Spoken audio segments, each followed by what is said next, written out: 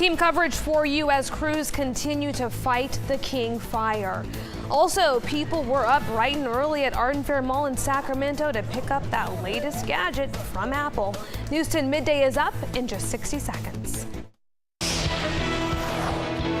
This is News 10 Midday. Welcome to News 10 Midday on this Friday, September 19th. I'm Kiba Arnold. We start with the major wildfire as crews continue to battle in now El Dorado and also Placer counties. Crews are busy battling this one, growing by the minute. As of 9 o'clock this morning, the blaze near Pollock Pines is burning more than 76,000 acres and is just 10% contained.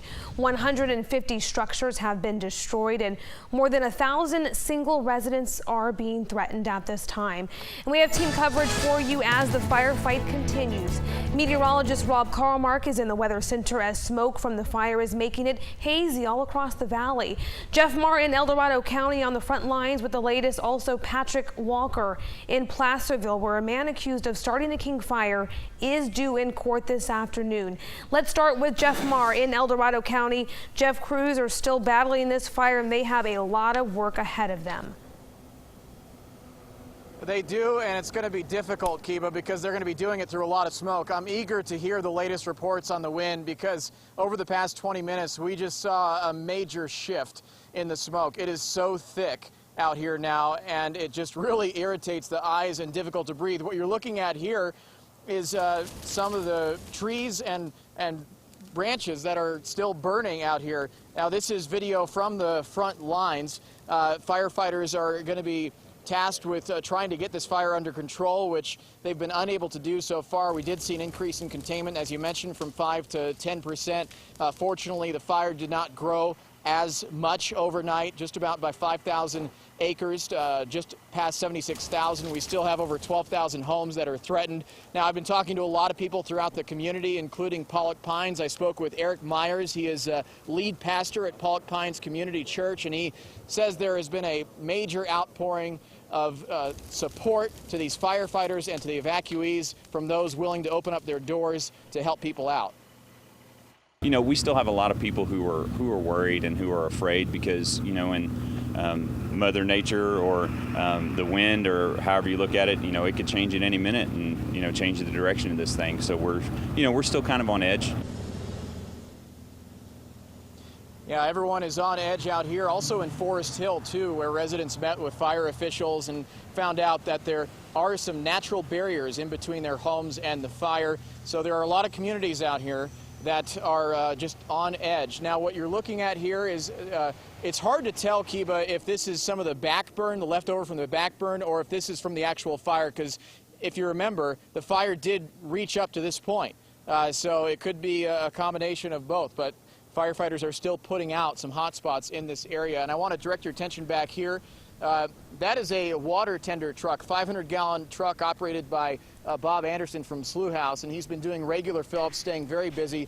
Look at all the thick smoke here. Very, very thick, and we just want motorists to be aware of that. Make sure you keep your lights on as you're driving down Highway 50. For now, we'll send it back to you, Kiba. Well, Jeff, that was one thing that I certainly noticed when we first saw you earlier. I guess News 10 at 9, it was all that smoke behind you. It's so evident, and you got to remember, these residents, this is what they are breathing in. Yeah, and it's what we're breathing into, and it's difficult on the lungs. So we're looking forward to some fresher air in Sacramento for sure. Okay, Jeff Marr live there in El Dorado County. Thank you. Let's check in now with News 10's Patrick Walker live in Placerville, covering the other part of this story where we have learned now that police believe someone intentionally set this fire. Patrick, what can you tell us? Yeah, Kiba, now the attention here, at least in Placerville, is turning to the man who the district attorney's office, police, and CAL FIRE believe is the man who intentionally set the fire. We're talking about Wayne Allen Huntsman, and he's due in court here this afternoon at 1 o'clock. We'll talk more about that in a minute, but let's show you a little bit of some footage here about Mr. Huntsman and what we know about him. He's 37 years old. He was arrested yesterday. Officials aren't saying what Huntsman's motive was only that he willfully and maliciously, in quotes, started the fire behind the home of a man named Ralph Lorenz. Huntsman has 4 prior felony convictions: assault with a deadly weapon, grand theft, auto theft, and receiving stolen property. All of those crimes committed back when Huntsman was about 20 years old. This time around, his alleged crime includes not just setting the fire, but also breaking into a home. Listen to a little soundbite here from the homeowner. The perpetrator kicked it in and tried to call, 911 to report the fire. So basically what Mr. Lorenz is saying is that police told him when he went back to his house that they had understood that Huntsman went into the home, busted into the home to call 911 to report that he had started that fire. Otherwise, on the record, we don't know a whole lot, and we spent some time this morning in the courthouse here trying to get some more information. Of course, a lot of those documents we're not going to have, and if brief, if not at all, we may hear a couple of words from Huntsman in the courthouse today at 1 o'clock if he he's presented his charges, pleads guilty, not guilty, whatever. So his arraignment again, 1 o'clock here. Of course, we will be covering that we will be covering that here, and we will also be having much more information online and coming up on News 10 at 5 and 6. But the big news is Huntsman's not going anywhere. He's in jail right now on a $10 million bail, Kiba. Right, and Patrick, still so many questions, right? That $10 million bail, so such a high bail there, and police aren't saying much, but they are saying they believe he intentionally started this fire. Right, willfully and maliciously there. So what does that mean? Other than intentional, we don't have much context to go with that. And just to point out, we have heard from the suspect's sister saying that all the information's not out there. We don't know the whole story yet, and describing her brother as a good guy. We want to be fair, and that's what she is saying. Right, and that's what you have to judge, because he does have a checkered past. We know that. So now it's just a matter of what facts does the district attorney's office have that they'll present as the case moves forward. Okay, Patrick Walker live in Placerville. We will be paying close attention to this. Thank you. And as you saw those images, the destruction in El Dorado County, also the town of Weed, we want to let you know how you can help by donating to the Red Cross. All you have to do is go to their website, redcross.org, and click on donate. You can also drop off or even mail your donations. You see that address on your screen. And crews are making gains on 2 other major wildfires across the state, including the Bowles Fire. I mentioned it there. That one's in Weed and Siskiyou County, and the Courtney Fire in Madera County. So far, the Bowles Fire is 479 acres, 90% contained, but it did not come without devastation for the tiny community of Weed, destroying neighborhoods and a church. In Madera County, the Courtney Fire is 320 acres and 90% contained. Weather, of course, playing a huge role in this. Rob, you've been tracking the weather in King Fire. We say this a lot. The weather is going to dictate and determine how well they're able to get a handle on this fire. You know, and Kiba, yesterday the weather was helpful for a couple of different reasons. We saw higher humidity, cooler temps, less wind. Today we're going to see breezy conditions, but the direction is very important. You can see it's active on all fronts here, but I think the wind direction is crucial today to understanding the impacts of the fire, and this is updated. This is brand new information.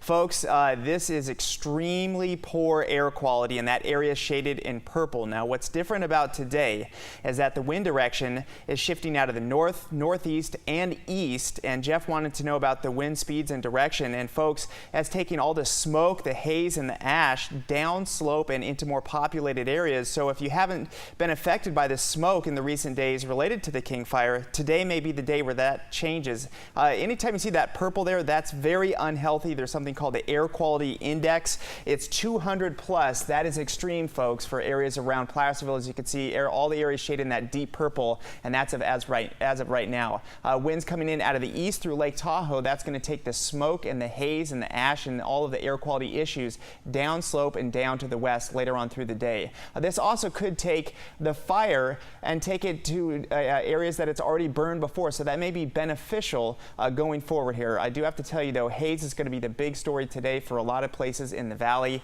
It's all courtesy of this area of low pressure that's going to be with us through the rest of today. Better air quality, at least moving that smoke and haze away from more populated areas by tomorrow. And we're looking at rain chances next week. More on that later on in the show. Back to you. Okay, Rob, thank you. Some new developments from overnight. Rancho Cordova police are looking for a man who beat an older man to death. This happened around 11 o'clock. It was last night on Matherfield Road and International Drive in Rancho Cordova. Here's a map of that area.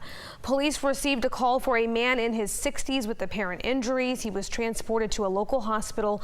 That is where he died. The victim has not yet been identified. But if you know anything about this, if you heard about what happened, you're asked to call the Sacramento County Sheriff's Department. Now to some other headlines from around the state. The California Department of Health has confirmed enterovirus in 4 patients down in Southern California. More cases are anticipated in the coming weeks. The virus causes respiratory illness and likely spreads from person to person when an infected person coughs, sneezes, or touches contaminated surfaces. Symptoms include a runny nose, sneezing, a cough, body and muscle aches. Some children even have more serious symptoms with difficulty breathing, even wheezing, particularly those children with a history of asthma. Homeowners associations are now barred from enforcing rules against certain landscaping used to save water. The law signed by Governor Jerry Brown prevents associations from forcing homeowners to maintain their lawns and landscaping during this drought. The law applies regardless of whether a drought, though, is actually declared. Other legislation signed by Governor Jerry Brown will allow homeowners to get clearer explanations of how earthquake insurance works. The bill, sponsored by Assemblyman Ken Cooley of Rancho Cordova, seeks to improve participation in California's earthquake insurance program. Just 10% of homeowners have an earthquake policy. The rate was even lower from homeowners affected by last month's 6.0 Napa Valley quake. The law takes effect in 2016. Sacramento wants to prove it is built for MLS. MLS officials remain in town today to tour Bonnie Field, the downtown rail yards, and even an Elk Grove site. Last night, hundreds of Sacramento Republic FC fans rallied in Midtown to show Major League Soccer officials why the capital city deserves to become an expansion franchise. Earlier in the evening, the Tower Bridge Battalion marched down 19th Street past Mulvaney's, right past where Mayor Kevin Johnson dined with MLS officials, along with nearly 24 investors, executives, and local leaders. They were all there. The fan support so far has made a big impact on both MLS and Republic officials. I've had a really wonderful day, beginning with the greeting I had at the airport and the opportunity to meet with a number of people in the community. It did great so far. I mean, you know what? We're just absolutely excited about day 2. And I mean, after tomorrow, we're going to go back and do some additional work that we're going to be tasked to do, but we feel very good about today. MLS officials are doing more touring today and will hold a press conference at 2:30 this afternoon. You see Mayor Kevin Johnson. He was definitely there yesterday. Ahead on News 10 Midday, an exciting new product hit store shelves today. People lined up in troves at the Arden Fair Mall to snag the latest iPhone. We'll have more. And devastation from the Bulls fire gives a couple newly restored hope. What they were able to salvage before their Siskiyou County home went up in flames. Let's talk about the NFL scandals now. We've learned NFL Commissioner Roger Goodell has set a press conference for noon today, so that's in about 45 minutes from now, to discuss the latest on multiple off-field issues involving domestic violence. Meantime, this comes as we've learned new details in the assault case against a former Arizona Cardinals running back. Police say Jonathan Dwyer headbutted and broke his wife's nose after she refused his sexual advances. Later, in another fight with his wife, Dwyer allegedly threw a shoe, hitting his toddler son in the stomach. Fortunately, though, the boy was not hurt. The Cardinals deactivated Dwyer after news of the arrest. He is still getting paid, though, his $730,000 base salary. We'll have more for you coming up right after the break. We'll also check in with Rob to get that forecast. Stay with us. In tech news, you can now buy the new iPhone 6. People lined up before sunrise, even yesterday, at Apple stores all across the country. The iPhone 6 has that larger 4.7-inch screen. The 6 Plus, though, is Apple's phablet, featuring a 5.5-inch screen. Now, these are lines over at the Arden Fair Mall in Sacramento. The lines were long for that Apple store well before opening time. Fans are saying, you know what, this wait for the new, larger iPhone is well worth it. A couple from Siskiyou County managed to save some important items for a very special day before that Bulls fire sent their home just up in flames. As it approached their home, the groom-to-be managed to save what he could. That included a wedding dress and the wedding ring. Jacqueline Mitchell and Roy Miller are as happy as they can be despite losing everything else to that fire. That's because the bride has that wedding dress and they are still tying the knot this weekend. I mean, the wedding dress is everything of a wedding, you know. When you think of a wedding, what's the first thing you think of? The wedding dress. So despite everything, she says people have stepped up. They're donating food and supplies, and despite losing so many things, the wedding is more than she could ever have imagined. So she is still looking forward to that.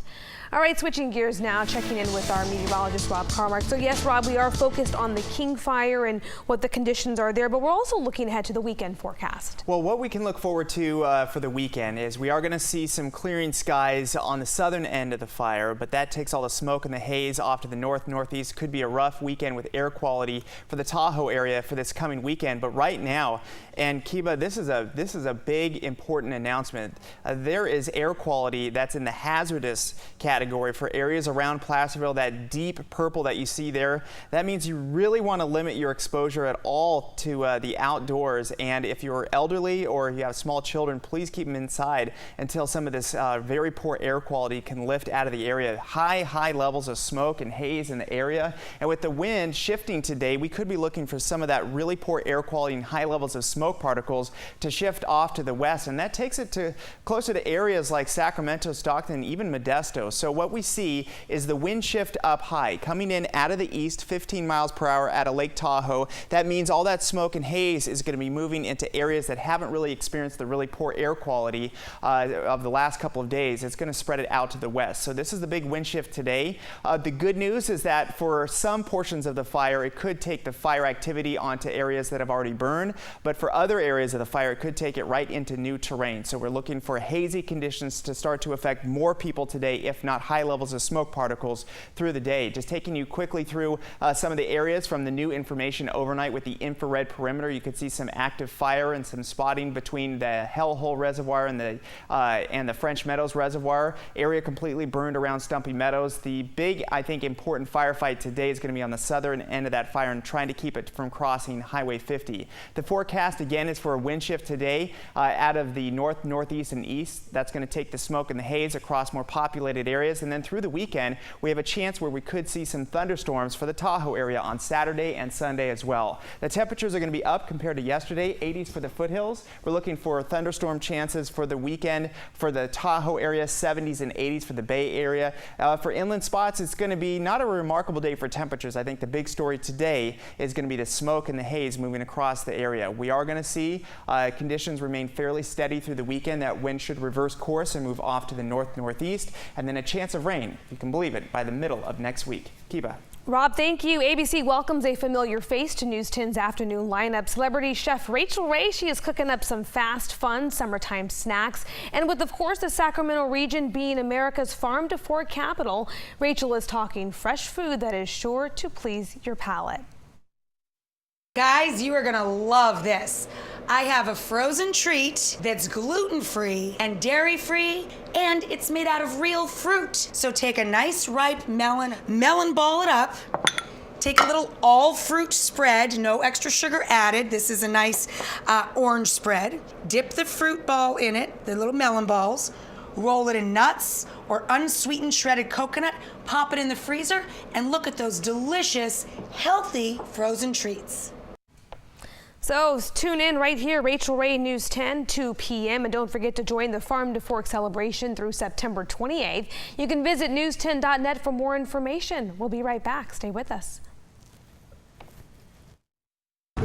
You know what? My friend, I'll walk from here. I'll say it. The latest commercial for Gatorade is an ode to Yankees shortstop Derek Jeter, a.k.a. the captain, a.k.a. Mr. November, as he walks around New York City. This is filmed, as you can see, in black and white. It features a track from Frank Sinatra. Did you hear that? He meets fans before taking to the field at Yankee Stadium, a tribute to a very great player. And it seems like no matter what team you're for, Rob, a lot of people love him. You know, it's one of the best ads I've seen in a long time. It's rare when you want to go on the internet and search out an advertisement, but it really is good. It's a good one, right? And hopefully he enjoys his retirement. Yeah, he's one of the best. We're out of time. Have a great weekend, everybody.